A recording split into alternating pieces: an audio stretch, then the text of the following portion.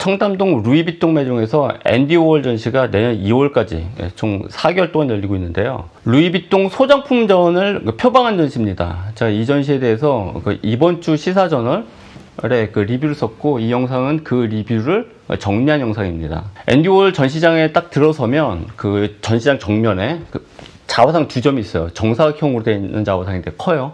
하나는 빨간색 자화상, 하나는 보라색 톤이 지배하는 그런 자화상인데, 이 작업들은 우리가 통상 알고 있는 앤디 워홀의 작업들, 그러니까 마릴린 먼로라든지 마오쩌둥이라든지 캠벨 스프 깡통처럼 유명인사라든지 아니면 다국적 상품들을 아주 현란한 색깔로 찍어냈던 작품하고는 좀 대척점에 있는 작품처럼 보여요.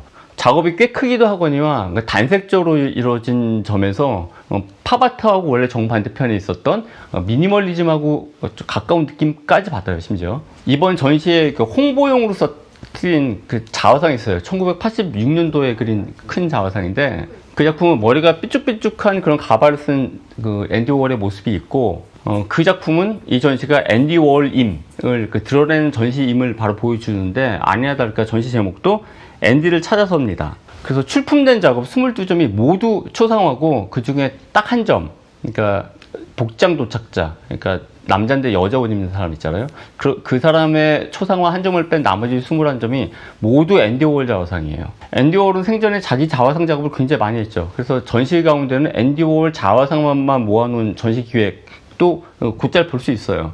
앤디 워홀은 더더군다나 그 외모 콤플렉스가 있어서 그거에 대한 열등감으로 그 유명인사들과 친해지고 싶어하는 그런 열망이 있었고, 그리고 유명인사하고의 그 친분을 실제로 작품으로 연결시키기도 했죠. 이번 전시에서도 자기 자화상을 찍은 폴라로이드 사진이 여러 점이 출품되어 있는데, 폴라로이드를 앤디 워홀은 1958년도부터 그가 사망한 1987년도까지 늘 소지하고 다니면서 유명인사들의 얼굴 사진을 찍고 그것을 작업으로 만들었어요.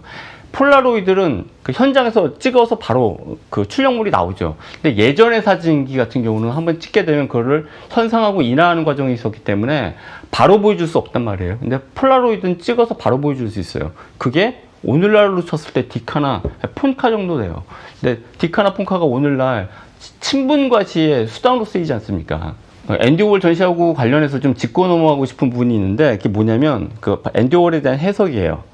미술사에서는 처음 누군가 내놓은 그 해석을 자성하지 않고 반성하지 않고 계속 되풀이하는 경향이 있습니다. 근데 해석이라는 거는 시대가 바뀌면 그 시대에 맞게 작품의 성격이 바뀌기 때문에 해석도 달라질 수밖에 없거든요. 그러니까 앤디 워홀의 예술 세계를 둘러싸서 거의 공식처럼 표현되는 문장이 이런 겁니다. 앤디 워홀의 작품이 고급 예술과 대중 예술의 위기를 파괴했다. 이런 말 되게 많이 들어봤죠. 이게 거의 공식처럼 굳었는데, 이 말을 많은 화자들이 계속 반성 없이 반복을 해요. 근데 과연 그럴까? 앤디 워홀의 작품이 고급 예술과 대중 예술의 경계를 갖다 파괴하고 끝이었을까? 절대 그렇지 않죠. 이 주장이 사실이 아니라는 것은 조금만 살펴봐도 알 수 있어요. 이 주장이 앤디 워홀이 작품 활동을 막 했던 1960년대에는 설령 사실이었는지 몰라도, 어느 시점부터 적어도 오늘날까지 앤디 워홀은 대중예술의 영역에 있지 않습니다. 엄연히 고급 예술의 영역에 있고, 그 팩토리라고 해서 작품을 공장에서 찍어내듯이 찍어낸다라는 이름으로 단 자기 작업장 이름 팩토리에서 내놓은 작업이 공산품처럼 취급이 됩니까? 아니죠. 굉장히 비싸게 팔리고 있죠.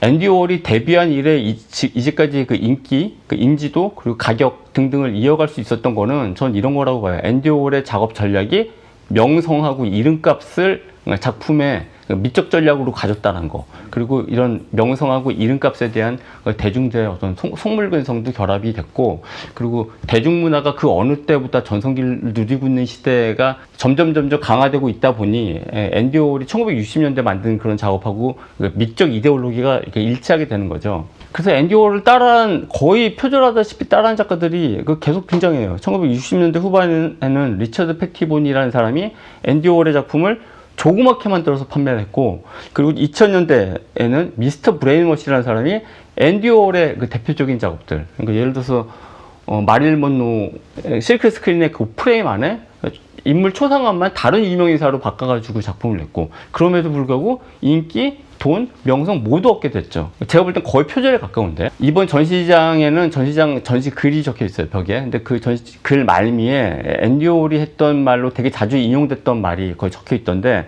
그 내용이 이런 겁니다. 앤디 워홀에 대해서 알고 싶다면 그리고 저의 회와 그리고 제가 만든 영화의 표면만 보면 됩니다. 그 이면에는 아무것도 없습니다.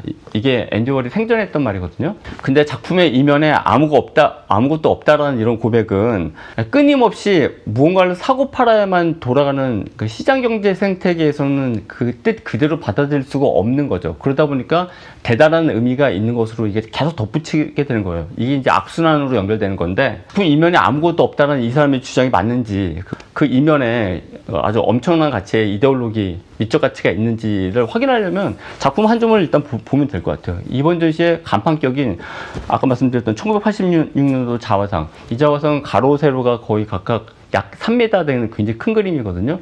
원래 한 5개 버전으로 만들어졌는데 이 전시에선 보라색 버전이 출품이 됐어요. 제가 기사를 찾아봤더니 2010년도 뉴욕 소더비에서 누군가가 이 작품을 3,250만 달러에 샀대요. 이게 우리나라 하나로 계산했을 때 380억인데 지금 가격이 훨씬 더 뛰었겠죠.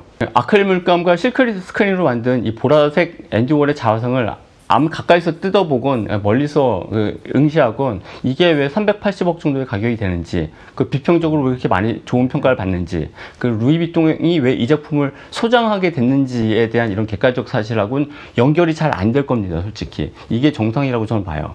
현대미술과의 만남은 이런 인지 부조화를 통과하는 과정이기도 해요. 이때 제가 볼 때 3가지 길이 열리는데, 첫 번째, 한 50% 정도의 사람들은 현대미술은 터무니없다라고 상식선에서 선을 긋고 이제 미술을 좋아하지 않게 되는 거고, 한 40%의 사람들은 그 미술가에 대해서 기존에 남아있는 평가를 자성 없이 그냥 받아들이면서 이거 정말 감동을 받았다라고 이렇게 앵무새처럼 이렇게 내뱉어요. 실제로 감동받았는지 안 받았는지 알 수 없지만. 그리고 이 40%의 사람들, 이렇게 감동을 받고 있다라는 사람들, 수요자와 이걸 갖다 악용한 사람들, 예를 들어서 미스터 브레인워시 같은 사람들이 서로 악순환을 하면서 상호 피드백을 주고받으면서 왜곡된 감동이라는 전염병을 확대 생산시킨다고 저는 생각해요.